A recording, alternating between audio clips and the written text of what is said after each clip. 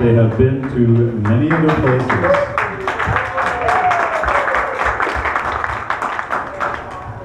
So hold on to your chairs and we'll get started in a second.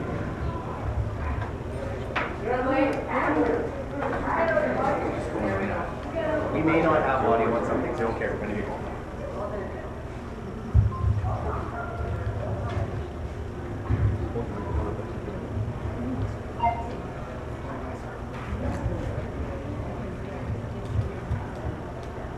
Jen is my geocacher partner in crime, the one who will climb trees.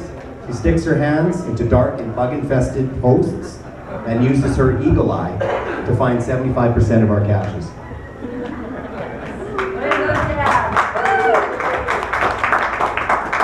Dave is the puzzle-solving machine. I will never understand how he Sudokus, ciphers, cryptograms, algebras, stereograms so quickly. He's also known as the map guy. A few years ago, Supersonic 70 referred to us as Travel Jen and Travel Dave. The name stuck. Together we are SaskTravelbugs.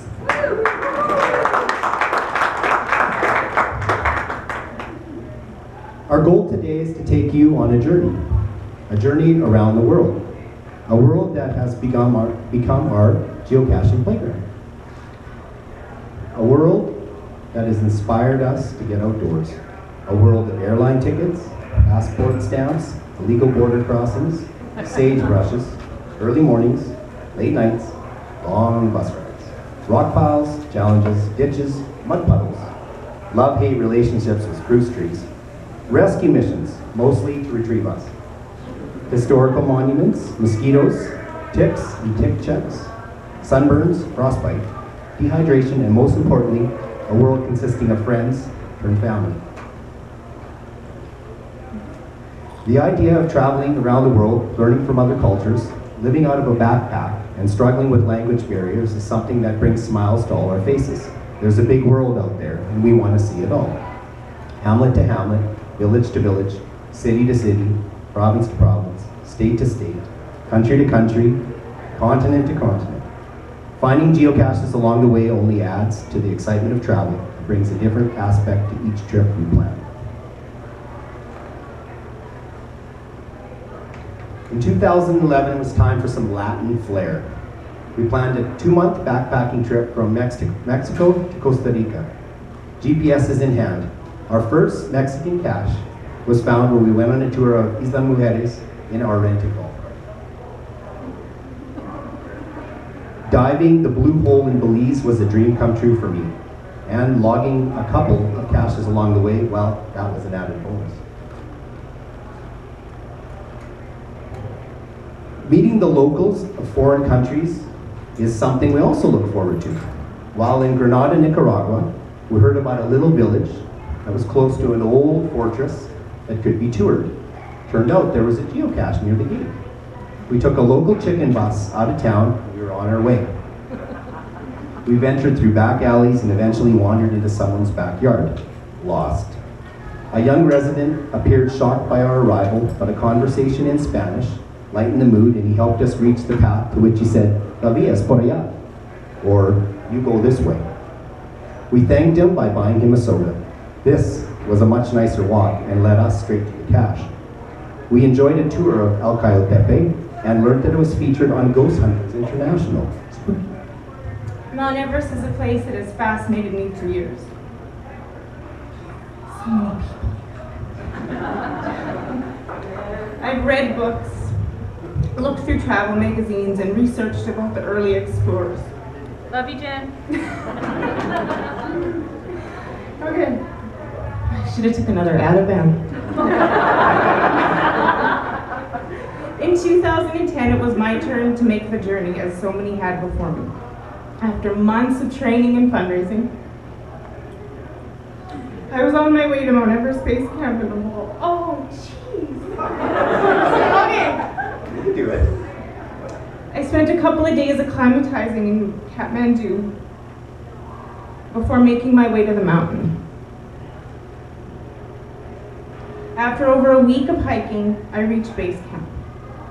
But it wasn't until the next day that I was able to log Kalapachar, 5,545 meters into the sky.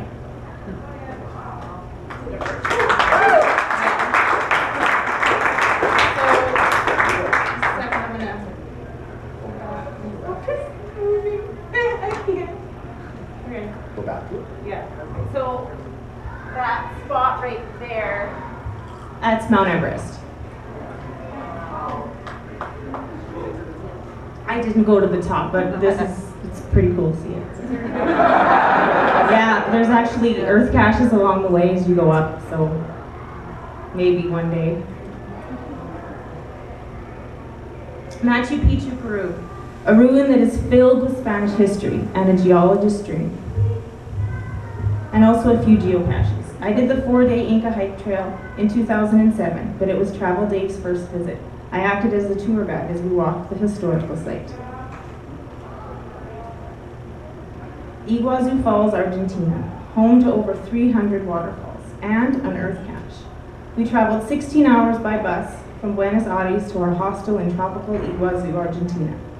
After checking in, showering, and having a bite to eat, we boarded another bus and made our way to the falls. Travel Dave had never been there before, but he wanted me to experience this beautiful force of nature. We hiked around, amazed at every turn, and we were able even to see into Brazil. The weather also took a turn as we were making our way to the earth cache.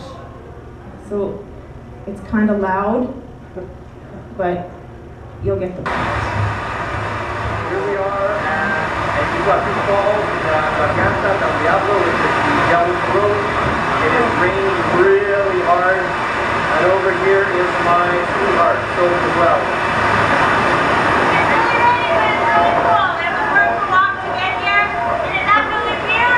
Yeah, it's better than December in Saskatchewan for sure. Okay, so before we wreck the lens, we'll turn this off and say goodbye from Argentina.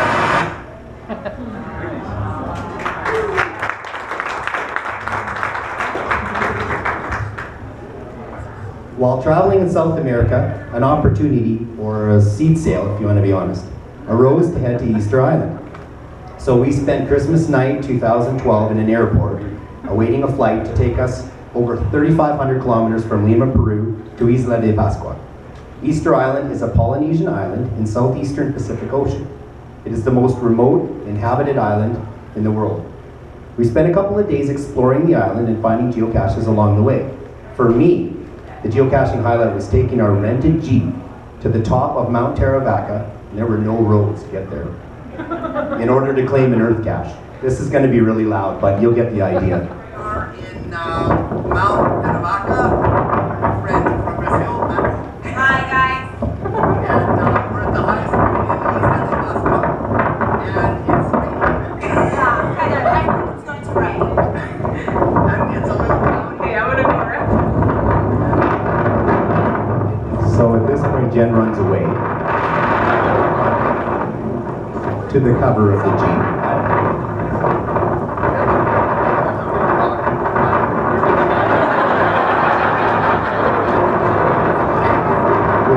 Which you will see in a second. I tried to drive up to the top of the mountain, and I almost got there. Snow White. And the hill, get on it, and then where the lens gets wet or something, there's a steeper jet. So, alright, anything else?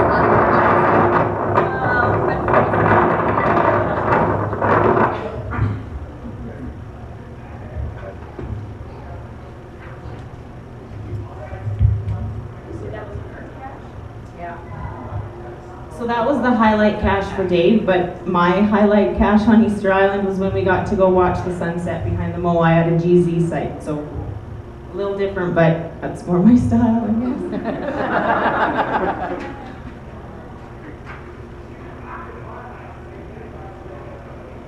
One of our most expensive geocache finds occurred while visiting Isla del Sol in Bolivia. We took a boat ride to the Island of the Sun while staying in Copacabana. We knew how much time we had before our boat returned, but we didn't know how long it would take to find the cache. It was supposed to be a relaxing hike. This quickly turned into a fast walk, jog, as the zigzag trail turned us further away from GZ, and by the time we got to the cache, I was not wearing a smile. In the distance, we could see our boat loading, and by the time we sprinted down the dock, our boat was nowhere to be seen, and no other boat would be returning until the following day.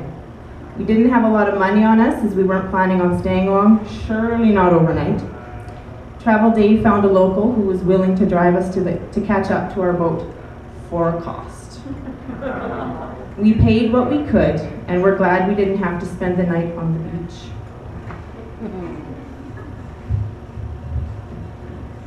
There was a much closer cache, so we decided to grab the next day. This particular cache hadn't been found in a while, and some people thought it was missing. We contacted the CO, who granted us permission to replace it. But now we were on the hunt to find a container and camo tape.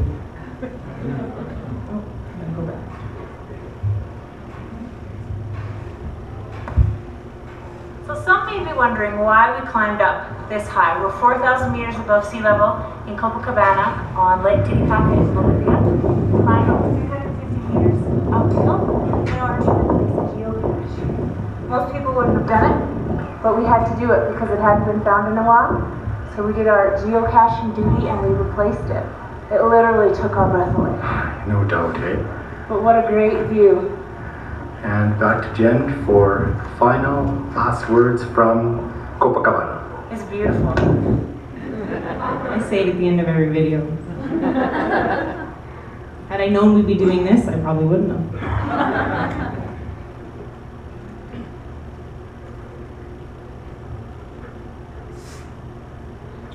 Caching in Antarctica is by far our favorite international caching destination. Boarding our ship and entering our cabin in December of 2012 is something we will never forget.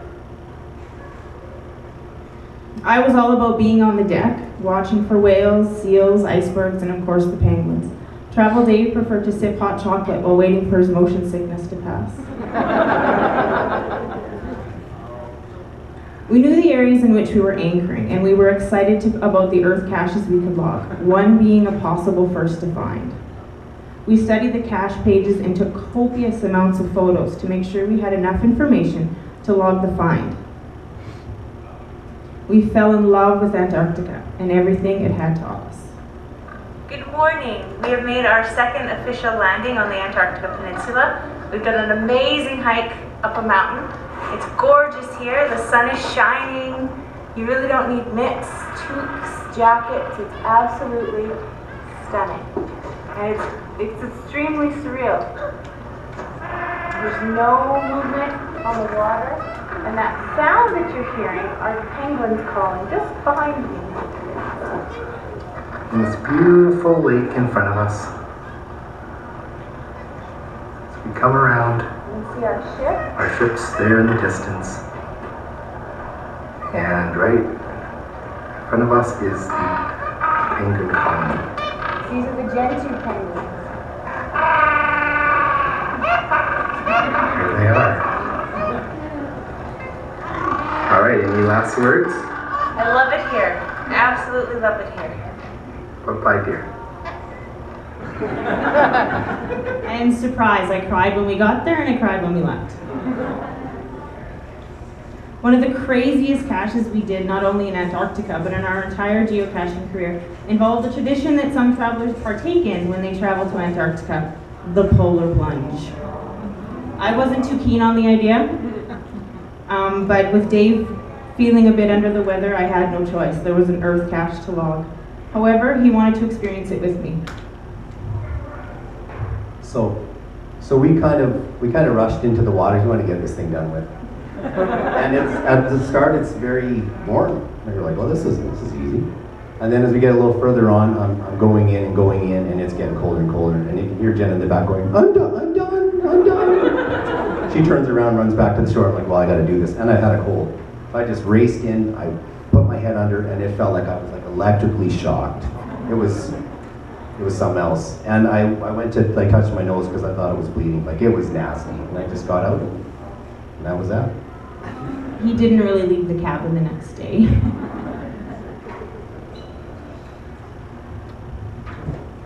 We love that there are geocaches all over the world. It lets us combine our two passions, travel and geocaching. As our name says it, we are travel bugs, and we have been bitten hard. From road trips into the Saskatchewan countryside to our latest 25,000 kilometer North American road trip to boarding a ship to Antarctica, there is a big world out there, and we want to see it all. Our first experience with caching on an American power trail was on the ET Highway in Nevada. We were coming to the end of our South American tour, and we were wanting to geocache. We rented a car and made our way to the trails. As we had just spent the previous 3 months backpacking in South America in our Keen sandals, we certainly didn't have the proper footwear to be heading into the desert. With dust, rocks, and burrs in our socks, we managed to find the first 2,000 caches on the ET Highway.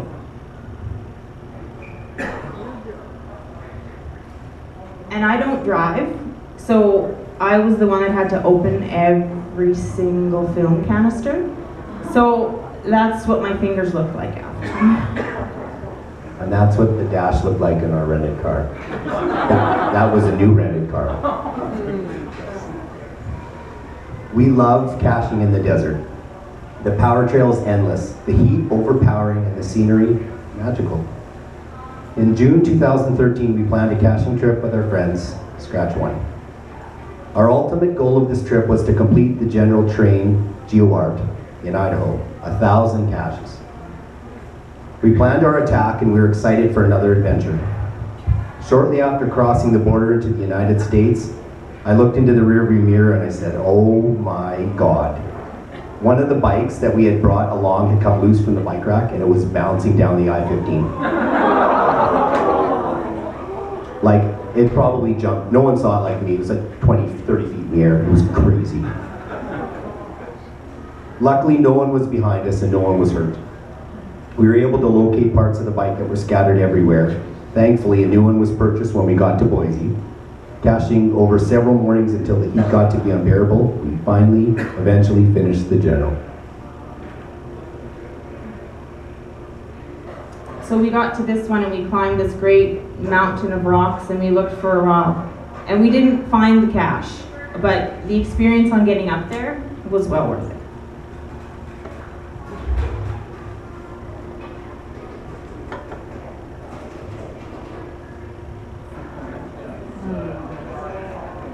It's a little dusty.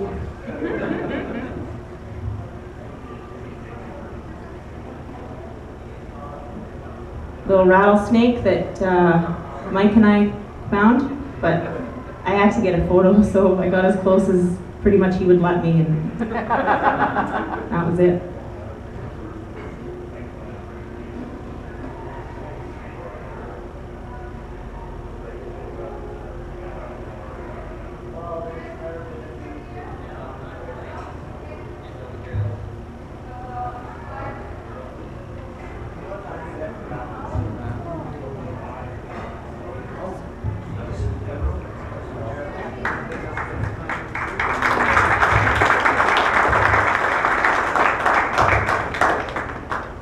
Visiting geocaching headquarters in Seattle. Washington was a dream come true as well.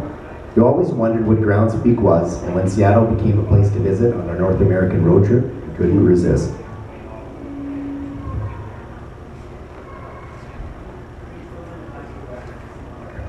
A trip to Seattle wouldn't be complete without a stroll through Pike Place Market and the infamous gum wall. The smell's sweet, the ground sticky, but a cache you must look for. While looking for the cache in the most hygienically way possible, a family walked by and said, "It was up there when we found it last year," and sure enough, it was.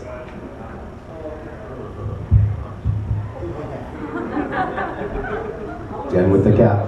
Oh, it was like, I don't know, like silly putty, almost like one of those gum ones, except nasty. It had a nano stuck up in it. I don't know if it was gum or putty or both, it was nasty.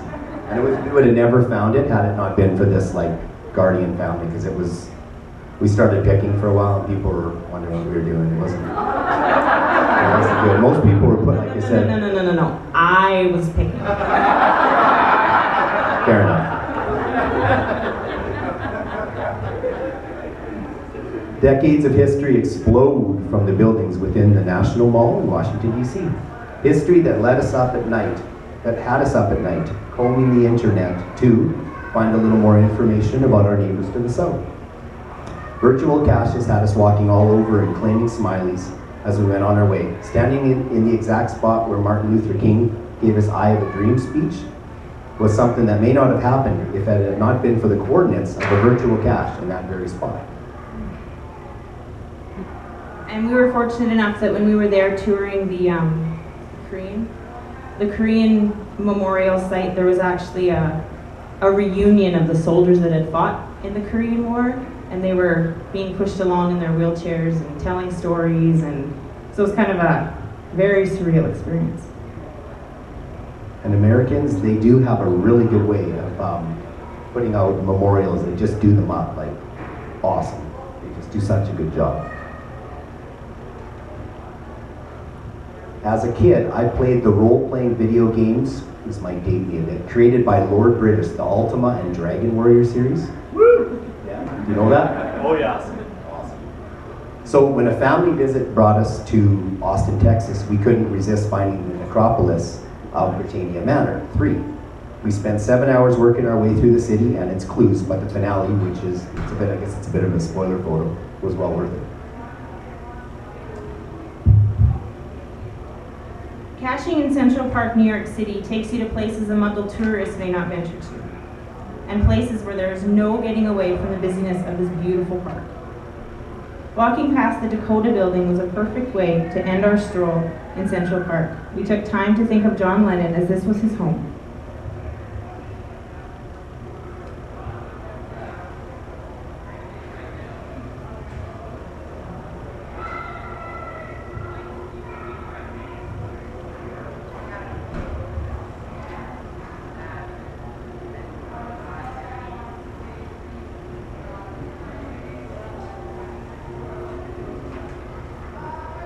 The Dakota building.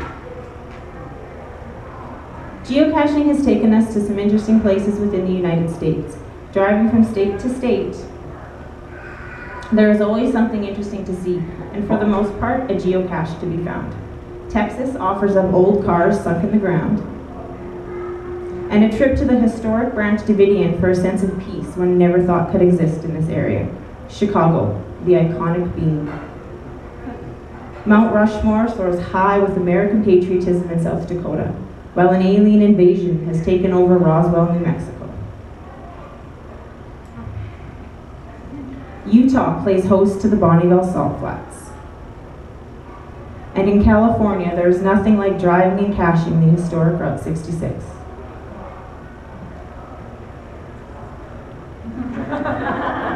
Like I said, I don't drive, so I run out and get them. And to make it fun, we time ourselves to see how long it took to find one cache. And we try to beat the previous number, and I get told, nope, that was a minute longer. And I go, so I let her rest.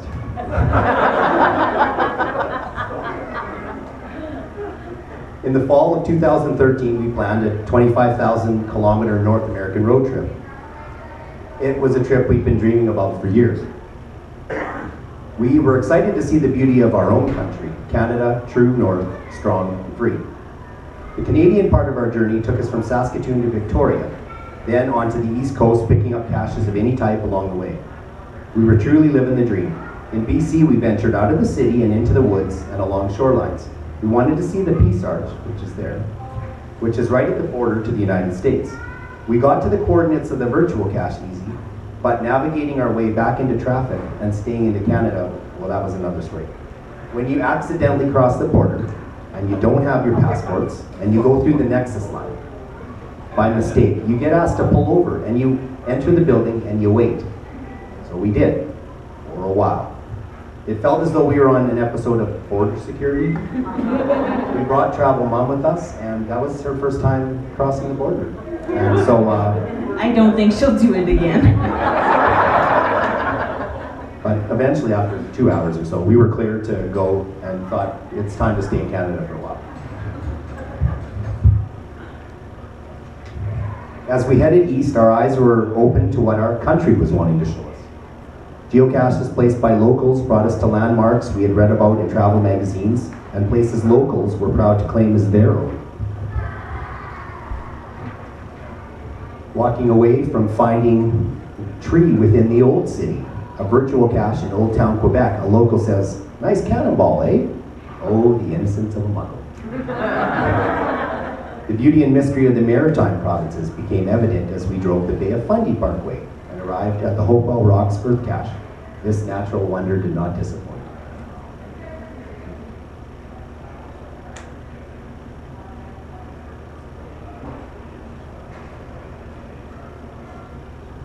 Our geocaching journey led us over the Confederation Bridge into PEI. The caches we found in this small maritime province took us on coastal drives that brought us to fishing villages and eventually to Point Prim Lighthouse, PEI's oldest. We then boarded the ferry to take us to Nova Scotia. Nova Scotia, home to Pier 21, the Cabot Trail, Peggy's Cove, and Canada's oldest geocache, GCBBA. Pier 21 gave us a chance to learn more about the history of Canada and the people who immigrated here. And wouldn't you know it, a cache just outside the door. We navigated Cape Breton Island and drove the Cabot Trail in all its Celtic colors. We stopped at nearly all the pullouts and rest stops in order to gather enough information to log an Earth cache.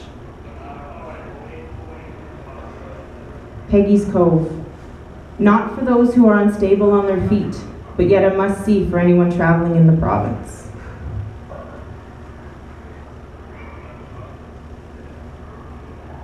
When we were planning a visit to this part of Canada, we knew we had to find Geocache, Canada's first geocache, placed on July 28, 2000. Canada's oldest geocache is on many geocachers' bucket list, and we were like little kids as we walked to GZ.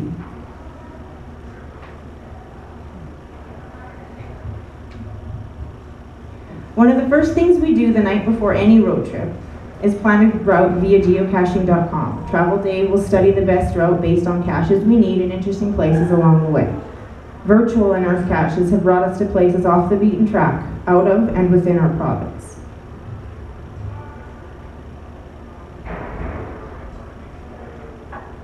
Our journey now brings us home to Saskatchewan. The beauty of the prairies. Thistle, dandelions, and canola, the red carpet, no wait, the yellow carpet of the prairies.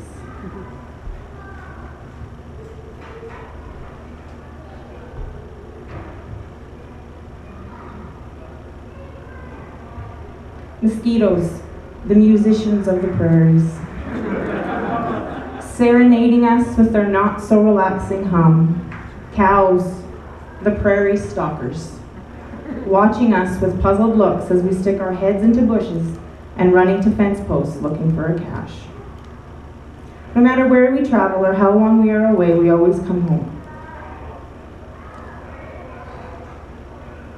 A place we are proud to live and drive its back roads, while he drives them.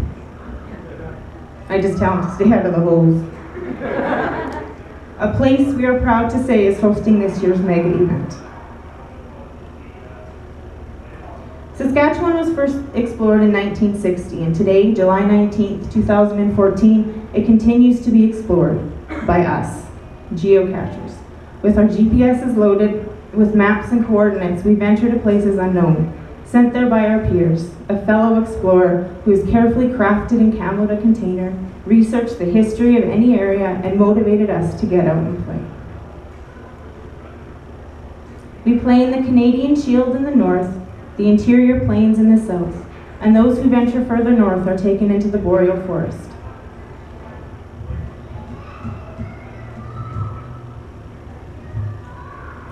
We play with our toques on, our sorrels tail tight, and our bunny hugs provide an extra layer of warmth under our coats. We play with our paddles in the water and our life jackets secured. We play with our rubber boots high and our bug spray at the ready. We play fair and honest. A few weeks ago, I headed north with Scratch 1, Benny Kidd, and Olmaz. Our mission, to find Canada's oldest unfound geocache, Sask Extreme 01. It was a trip of a lifetime, and I think we would do it all over again. The natural beauty of our own province was breathtaking, but the camaraderie among friends is something I'll never forget. We play with friends.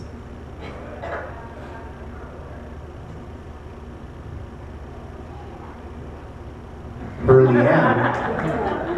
Leanne has called us travel stuck bugs.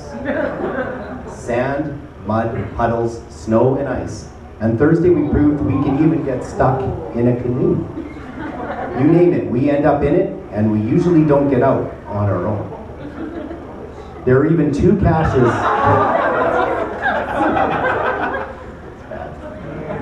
placed in honor. And I don't drive.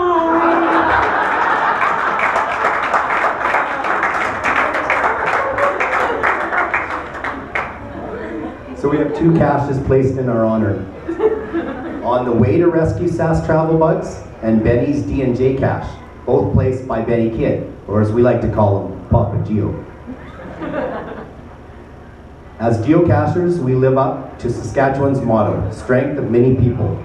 With roughly 8,000 caches, and rising quickly, in our province and over 300 geocachers, we are a force to be reckoned with. No matter what your geocaching appetite craves, Saskatchewan caches will satisfy your geocaching addiction. If fun is what you crave, head to the Hooligans Fun Canal, south of Allen. All Harry Potter fans should head to Regina in search of Pear Rabbit's Portkey series. If wildlife viewing is what you crave, make your way to Harrison, Zealandia and sign one of Benny Kidd's and Scratch 1 hides.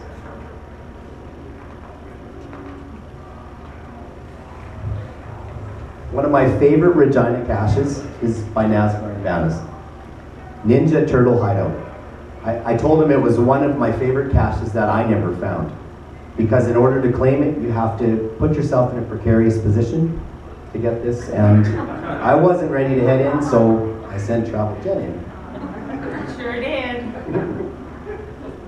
We find ourselves singing classic rock songs as we find any of Freddie Cougar's caches. Our favorite being cover of the Rolling Stone, which features questions about our favorite local band, the Sheepdogs. The most recent Jaybird 1111 cache, placed for SCAR 2014, will literally take your breath away.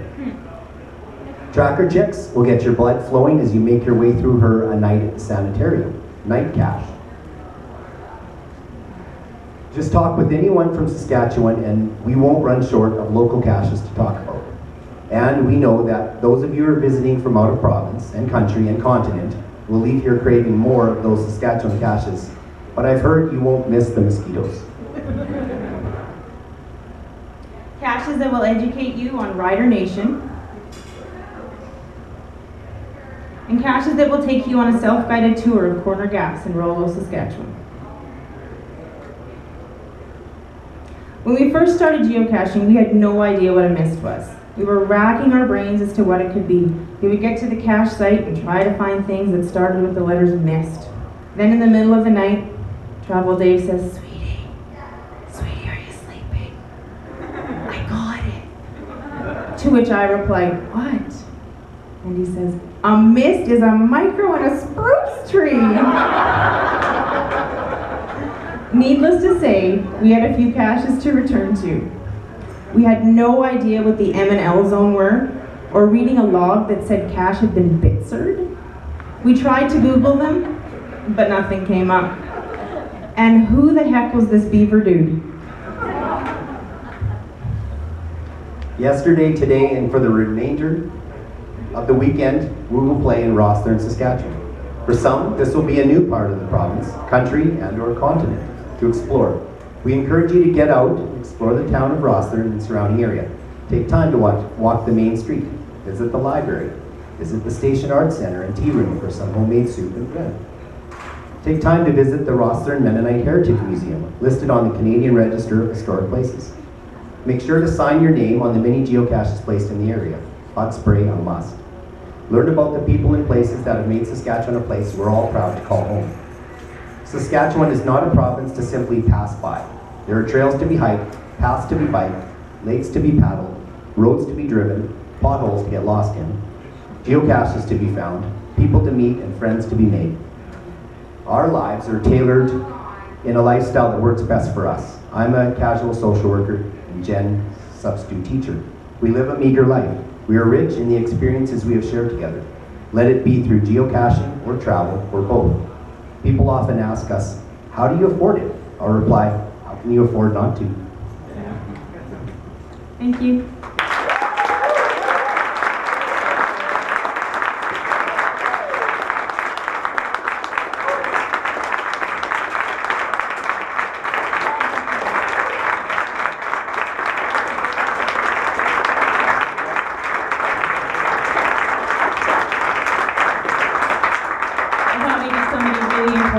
In the room, but if there's any questions that you have in regards to the pictures or the travels we've taken, please feel free to ask. I think there's still a couple minutes or something. Oh, just a second. Is there time? Okay. Yeah, if anyone has any questions, if not, we can always chat later. Yeah. The general? It was in, it was southwest of Mountain Home, Idaho, kind of in southwest Idaho. So, and there's 8 days, scratch, 8 days. It was 42 degrees. Yeah, when we would go out and we would cache for the morning, and then it was time for lunch, and then when the thermometer on the car said 42 degrees Celsius, we thought it's time to hydrate and stay inside where it's cool so we could go out again the next day. So in the afternoon we would just pick up local pickup caches that were quick and could get back to the car because we didn't want to be stuck out there. But it's well worth it. Just bring lots of water. Diet Dr. Pepper. Make sure you have good footwear. Good footwear. How many countries have you been? I believe it's 22, and we've recently purchased our one-way ticket to Germany next year. So We're going to try to hit them all, but you know, when you go out and geocache, you have this great vision of how many you're going to come home with. You get about half. So, I don't know, maybe half the countries in Europe.